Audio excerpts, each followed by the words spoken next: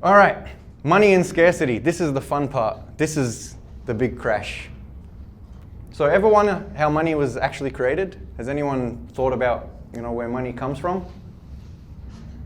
I'll show you where it comes from. So, whoa. Okay, so the US government talks to the Fed. Hey, Mr. Fed, I need some cash. And the Fed says, you got any bonds for me?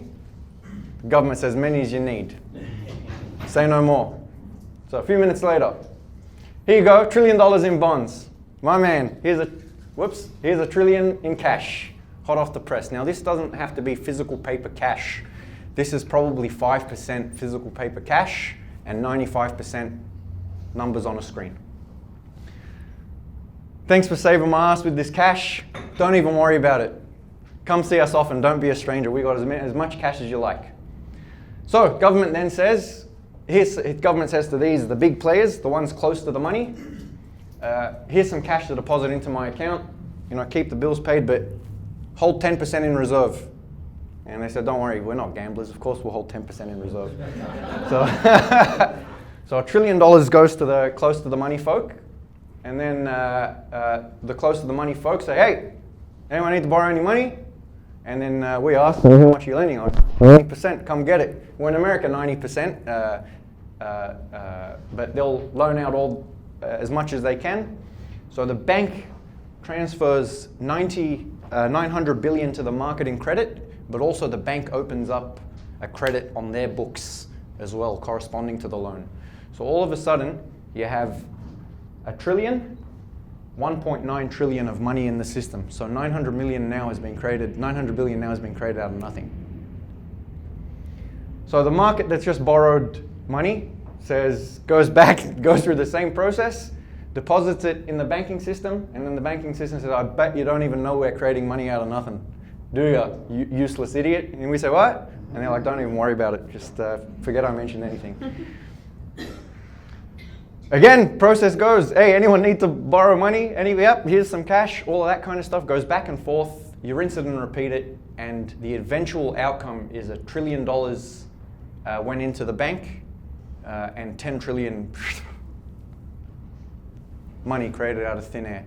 And back in the old days, it was the millions game. And because of the way the exponential function works, millions turned into billions, turned into trillions, turned into quadrillions quite soon. And we'll look at, anyone heard of a quadrillion before?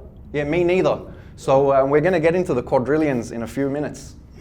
So here's the central bank balance sheets. Yardeni Research updates this every week. When I first put this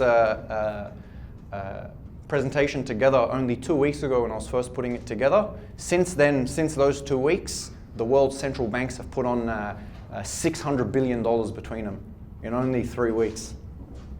So the Fed's books are now up to 4 trillion, the European Central Bank up to 5.2 trillion, Bank of Japan 5.3 trillion, People Bank of China 5.1 trillion. These are just the big four. There's a lot more. So how did we get here? Tricky Dick. And we'll get back to what Tricky Dick did in a few minutes. So money evolved over like millennia until we settled on gold. So why gold? Gold's beautiful. It is scarce like Bitcoin, but if we're thinking space, gold is infinite. So just the other week, they found an asteroid that if we mined it has $70 quadrillion of metals on it. Obviously, no one's going to mine it because it's not worth mining in space. But eventually, if we run out of metals on Earth, like rare earth metals, we might have to go to space. So gold also, like Bitcoin, has a decentralized supply. Like gold is great, and now we have digital gold in the form of Bitcoin. And when you look at the environmental and social costs of gold, it's too big to ignore. So I don't have any gold, never will. And if I can find the amenable partner, I'll just be buying her some Bitcoin equivalent of a engagement ring, and then stamping my love for them eternally in the Bitcoin blockchain, so that everyone knows it's eternal. I dare you to do that to any girl, and she'll prefer the diamond ring. So maybe I just need to sell it a bit harder. Yeah. So gold was the standard in Europe between 1870 and 1914. So in 1914, though, they decided to just get off it so they could kill each other in Europe. Tanks aren't free, so you need to print money. So it was re-established, though, in most places like post-war in the mid-20s, but then the Depression hit in the late 20s, and they threw gold away again. On the American side, they had a bimetal standard when they were first starting out as a country, so they used gold and silver. That was abandoned so they could kill each other in the Civil War. And then once the Civil War was won, they went back to gold. Later on, just before the war, the US government started to fractionally gold back their currency. So if I give you $1, you can get 40 cents of gold for it.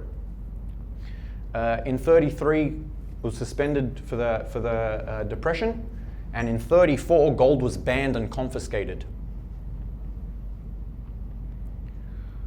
In 44, after the war was mainly done, after the European theatre was done at least, the powers, the victors in Europe, all gathered in Bretton Woods in America, and everyone agreed that all global currency was going to be pinned to the US dollar, and the dollar was going to be backed by gold. Everyone shook hands, and it was a nice period in history. So Has, just clarify who's everyone, because I reckon there's all right, so it would have been so it would have been the Western European powers, the Western European victors, England, France, Italy, Soviet Union did their own thing. So anything east of Berlin didn't come to Bretton Woods. Everything west did. Now look at this period. No, I want to get this really clear, guys. Who do you reckon was at Bretton Woods? You should Google this because it's freaking interesting. Do you reckon it was government or someone else? Rothschild. Yeah, it was someone else. It was the bankers. Yeah, the bankers, yeah. So when he says powers, it wasn't the governments, it was the bankers. And when people think that, you know, if you haven't, and I didn't want to go into this, but I think it's really important. At the end of the day, guys, that someone's printing money. The world owes $73 trillion, but to who? Right? No one had $73 trillion to lend in the first place. And if you have a look at the details, the central banks, the Federal Reserve Bank of America is not owned by their government. Private company, yeah. Privately by big banks that are then owned by private families. So does that make sense? Yeah? It is I think that it was our governments that are in control. Yeah, no, it's 100% fact, and I'll be talking about that when I talk about the Cantillon effect as well, which is coming up in a few minutes. But if you notice, during the Bretton Woods period, look how chill the world was. No banking crises. And either side of it, have a look at this once the standard was abandoned. So in 71, the standard was abandoned by Nixon. Again, kill people. Not just that, there was so much dollar around the world that they couldn't physically back it, and most of the world's gold was in Fort Knox. So they had some pretty good leverage as well. So does anybody notice any like recurring themes over here?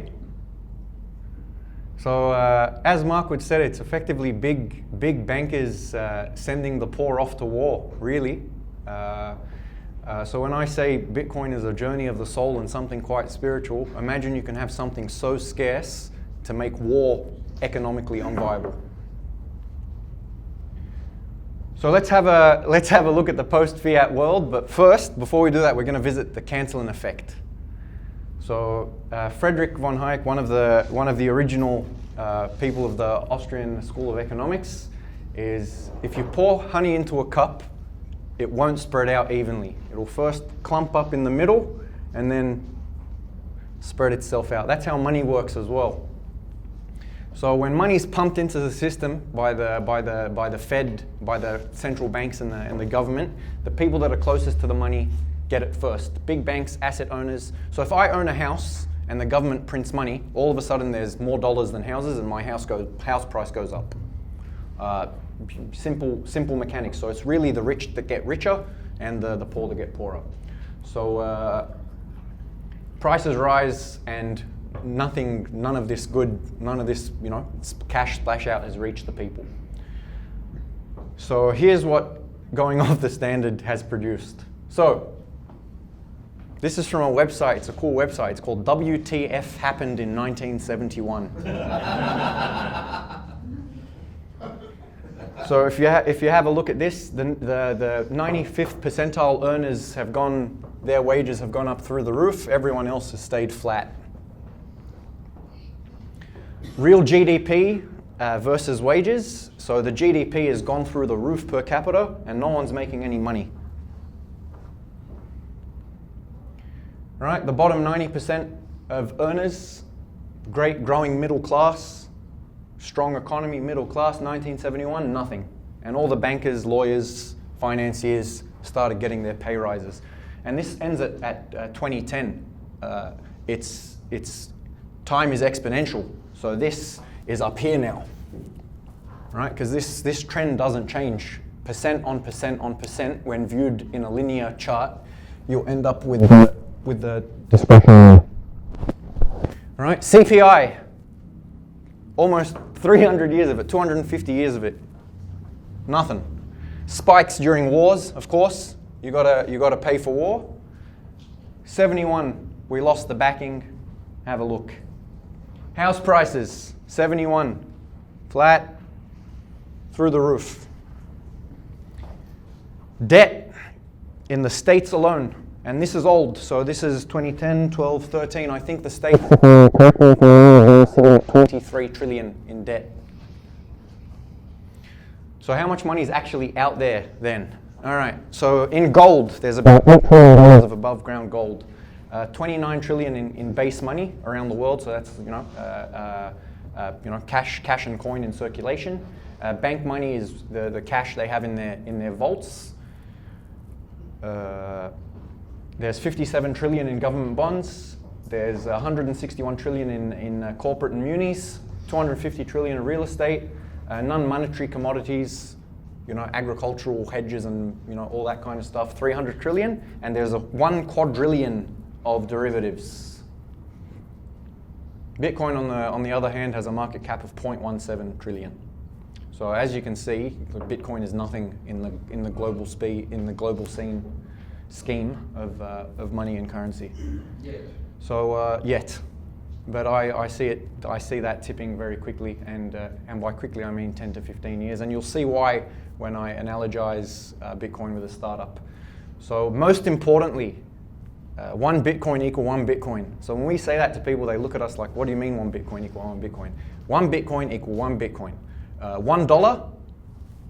So I know if I have 1 Bitcoin, I have 1/21 millionth of the supply of wealth. You have $100. Can you tell me what percentage that is of like Aussie dollars? Who can tell? No one knows.